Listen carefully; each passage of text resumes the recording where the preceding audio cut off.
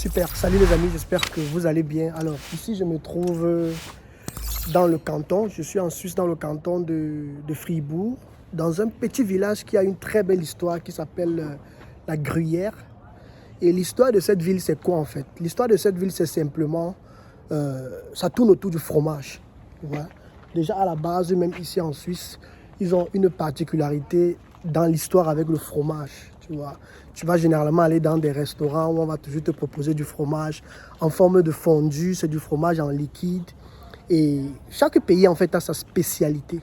Mais moi, ce qui me marque beaucoup, même depuis que je suis dans la diaspora, parce que je fais toujours l'effort de partager un peu mon expérience, ce que je vis et quelles sont les choses que nous pouvons, des choses que nous voyons ici et que nous pouvons implémenter en fait au pays, parce que c'est très important.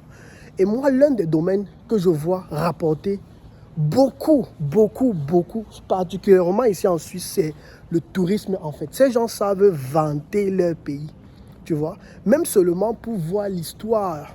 On est par exemple allé aujourd'hui avec des collègues, nous sommes allés visiter en fait la maison de la Gruyère.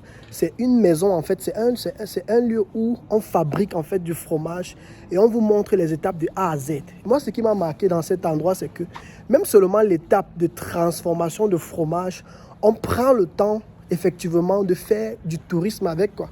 Vous voyez?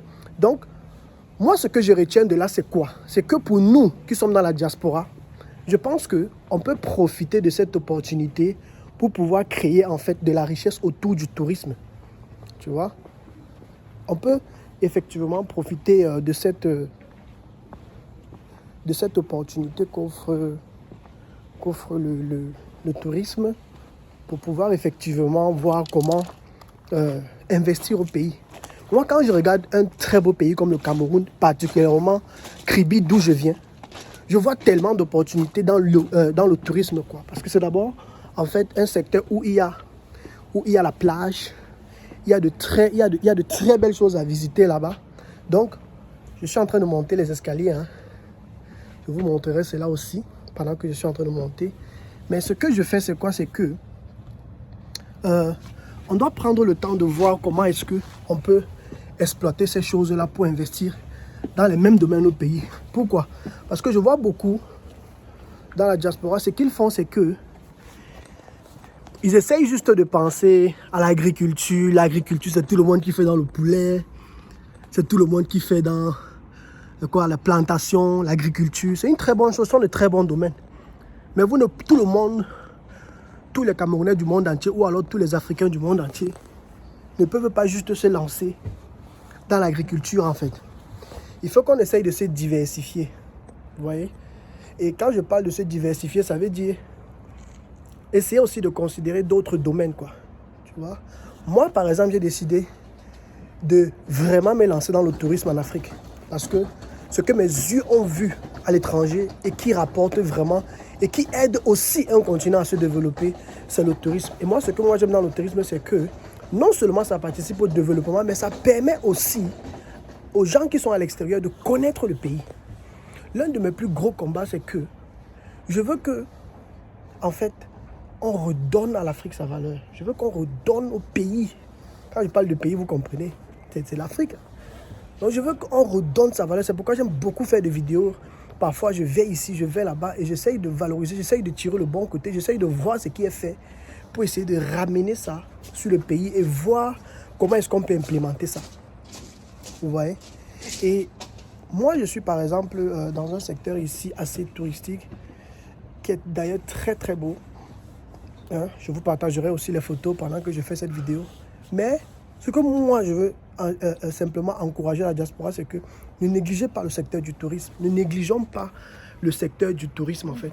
Tu vois, tu peux aller au pays par exemple, tu construis, je sais pas trop, un truc près de la mer, ou bien tu construis un truc touristique que les gens peuvent venir visiter, un truc qui raconte par exemple l'histoire de, je sais pas trop, soit de ta ville, soit de ton village et tout, tu vois. Tu peux par exemple proposer beaucoup de services dans le domaine touristique. C'est un peu par exemple ce que nous on est en train de vivre ici.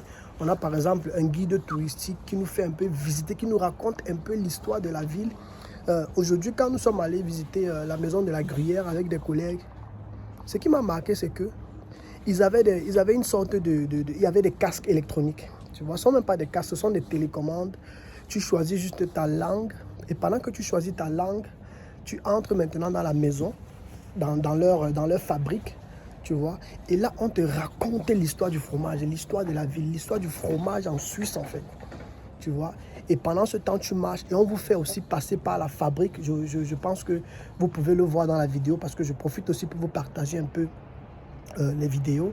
Donc, on nous a raconté l'histoire du fromage. J'ai compris l'histoire du fromage en Suisse en moins de 15 à 20 minutes, en fait. J'ai compris comment les étapes sont. J'ai compris comment ils valorisent, en fait, cela. Et je comprends pourquoi ça apporte beaucoup de valeur. Et tu vas voir les Chinois, tu vas voir les Américains. Il y a tellement de nationalités qui viennent de partout dans le monde entier. Juste pour savoir pourquoi est-ce que ces gens-ci adorent le fromage, en fait. Et quand moi je vois ça, je comprends simplement que on peut dupliquer la même chose. Par exemple, avec nos repas africains, on peut raconter l'histoire de nos repas africains. Tu vois, on peut inviter les gens à venir de plus en plus chez nous. Il ne faut pas qu'on soit fermé, en fait. On peut inviter les gens à venir de plus en plus chez nous, aller les faire visiter nos coins, tu vois, avoir des professionnels de tourisme qui essayent de raconter l'histoire en plusieurs langues, vous voyez. Nous, on a par exemple l'avantage qu'on a des patois. On peut par exemple utiliser nos langues traditionnelles pour montrer en fait au monde entier qu'on est diversifié, qu'on ne parle pas sauf que le français et l'anglais. Vous voyez, moi j'ai par exemple plusieurs de mes collègues qui me demandent toujours que mais toi tu ne parles que au Cameroun français, anglais, vous n'avez pas d'autres langues. C'est là où moi je les explique toujours que non. Nous on a aussi d'autres langues. On a des patois, on a des langues. Au Cameroun par exemple on a je crois plus de 500 langues en fait. Il y a tellement de tribus que franchement on peut exploiter ça. Et moi je pense qu'il faut qu'on exploite ça en fait. Donc c'est ce que je voulais partager avec vous parce que là, on s'est un peu séparés. Tout à l'heure, on va se retrouver au restaurant pour manger. Mais je voulais simplement partager cette réflexion, quoi. Parce que quand je cause avec tous mes amis, tout le monde parle seulement de l'agriculture, l'agriculture, l'agriculture, l'agriculture, le poulet, l'agriculture, le poulet, le porc, les cochons. Non, c'est une très bonne chose, mais tout le monde ne peut pas faire ça. Tout le monde. Spécialisons-nous aussi dans d'autres domaines, quoi. Vous voyez, moi franchement le domaine que j'ai décidé, quand vous voyez comment je fais beaucoup de vidéos, je fais des appartements meublés et tout, c'est parce que je vois tellement de demandes. Et tous ces gens qui viennent faire des appartements meublés, moi ce que je fais par exemple au Cameroun, c'est que j'ai des équipes, j'ai des personnes qui s'occupent du tourisme. Ça veut dire que quand tu arrives, je peux te proposer une voiture de location, des voitures de location en fonction de ton budget. Par exemple, quand des Blancs arrivent à Kribi, moi j'ai déjà mes gars sur place en fait qui s'occupent du tourisme. Ils peuvent te faire visiter la ville, ils peuvent t'amener même chez nous. Chez nous à Lolodov. Mon village c'est Lolodov en passant. Chez les Pygmées, ils peuvent t'amener vivre l'histoire des Pygmées. Ils peuvent t'amener vivre en fait mon histoire. Et puis quand ils reviennent souvent, moi, je parle de mes collègues. Waouh, Landry, wir waren bei dir. Wir haben dein Dorf gesehen, wir haben das geliebt. Wir haben gesehen so... wir haben so solche kurze Menschen gesehen. Und sie haben in eine andere Sprache geredet. Weißt du?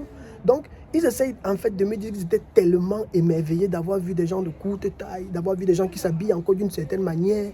Ils sont entrés dans des cases, tu vois, on les a accueillis.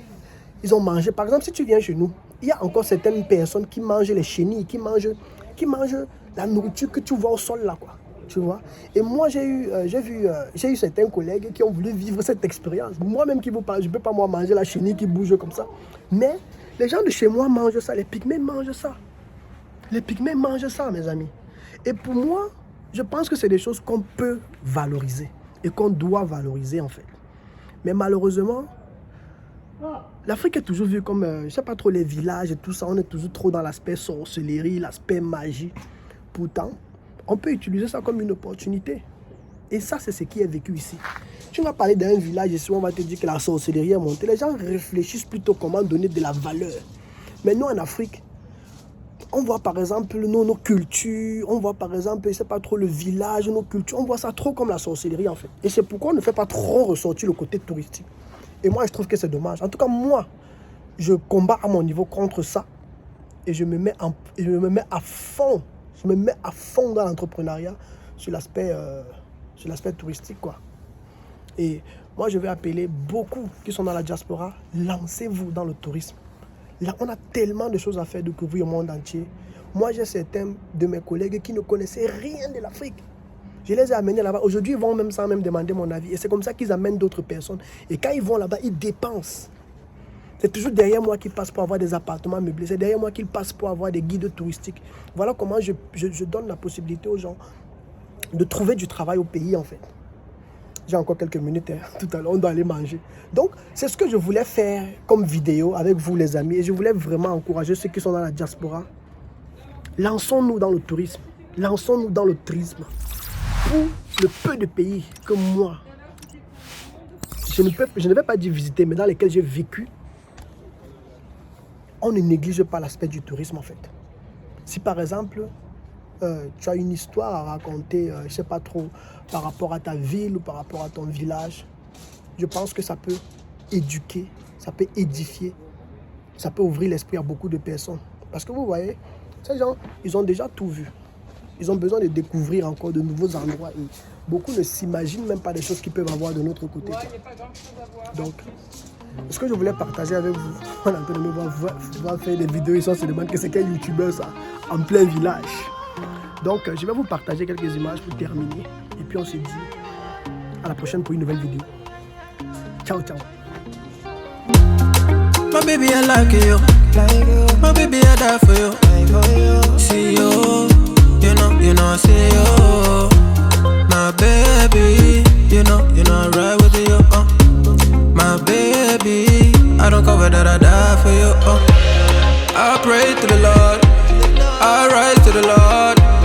Gonna greet the Lord, I pray to the Lord. Fatumata Jembele, everything being safe again, everything for your Jembele, oh Jembele, oh yeah. You are not a friend of me, no. Baby, you mean more to me, more to me. You are not a friend of me, no. Baby, you mean more to me, more to me. Ooh. Promise, Bobby, call you back, yeah. Oh, yeah, yeah. You looking like me, oh yeah, oh yeah. You see me be like, I'm not a naughty rider. Let me please you right tonight. Don't make plans.